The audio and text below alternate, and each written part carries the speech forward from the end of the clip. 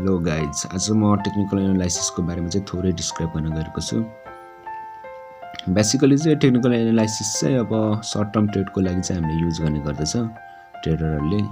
जस्तै अब इन्ट्राडे भयो, स्विङ ट्रेडिङ, पोजिसनल ट्रेडिङको लागि चाहिँ अब टेक्निकल एनालाइसिस चाहिँ अब राम्रोसँग काम गर्ने गर्दछ। टेक्निकल एनालाइसिसको अब थ्रुबाट चाहिँ अब हामीले कुनै पनि सेयर वा स्टकको प्राइस हिस्ट्री र अनि त्यस पछाडि अब प्रेजेन्ट मुभमेन्टलाई हेरेर चाहिँ त्यो सेयरको फ्युचर प्राइस मुभमेन्टलाई चाहिँ अब प्रिडिक्ट गर्ने गर्दछ। जुनै पनि सेयरको प्राइस चाहिँ अब एउटै प्याटर्नमा चाहिँ घटबढ भइरहन्छ, जस्तो कि अब अप ट्रेन्ड भयो, डाउन ट्रेन्ड भयो, त्यस पछाडि अब साइडवेज ट्रेन्ड। र अब अप ट्रेन्डमा चाहिँ अब सेयरको प्राइस चाहिँ अब बढ्दै जान्छ, अब जस्तै अब हायर हाई र हायर लो बनेर चाहिँ अब बढ्दै जान्छ भने डाउन ट्रेन्डमा चाहिँ अब सेयरको प्राइस चाहिँ अब लोवर लो र लोवर हाई बनेर चाहिँ अब घट्दै जान्छ।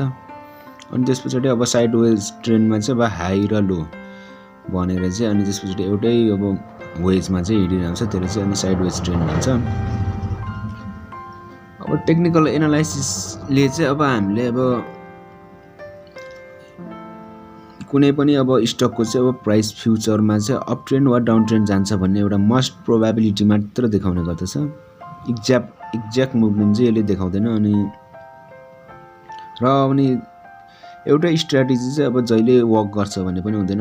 अब तपाईँले जुन अब एउटा स्ट्र्याटेजी लगाएर चाहिँ अब तपाईँले अब प्रफिट बुक गर्नुभयो पहिला, त्यही स्ट्र्याटेजी फेरि पछि अब त्यही काम लाग्छ भन्ने पनि हुँदैन, कहिलेकाहीँ फेल पनि हुन्छ। र अब टेक्निकल एनालाइसिस अनि अब त्यस पछाडि अब इन्डिकेटरहरू, धेरै इन्डिकेटरहरू जस्तो कि अब च्याट प्याटर्न भयो, त्यस पछाडि अब सपोर्ट एन्ड रेजिस्टेन्स, अनि त्यस पछाडि अब candle stick, moving average, RSI, Fibonacci, volume, अनि त्यस पछाडि ट्रेन्ड लाइनको थ्रुबाट चाहिँ हामीले अब मार्केटलाई चाहिँ प्रिडिक्ट गरेर चाहिँ अनि हामीले प्रफिटहरू अब बुक गर्ने गर्छ ट्रेडरले। अब तपाईँहरूलाई अब मेरो भिडियो राम्रो लाग्यो भने तपाईँहरू मेरो च्यानललाई सब्सक्राइब गरिदिनुहोस्। अनि अब फ्युचरमा ट्रेडिङ रिलेटेड भिडियोहरू म रेगुलरली बनाउँदैछु, जस्तै अब यो ट्रेन्ड लाइन, अब सपोर्ट एन्ड रेजिस्टेन्स, अनि तिनीहरू चाहिँ कसरी अब मार्केटमा वर्क गर्छ भन्ने कुरा चाहिँ बनाउँदै जानेछु। तपाईँहरू मेरो च्यानललाई लाइक, सेयर अनि कमेन्ट पनि गरिदिनुहोस् र सेयर पनि गरिदिनुहोस्। धन्यवाद।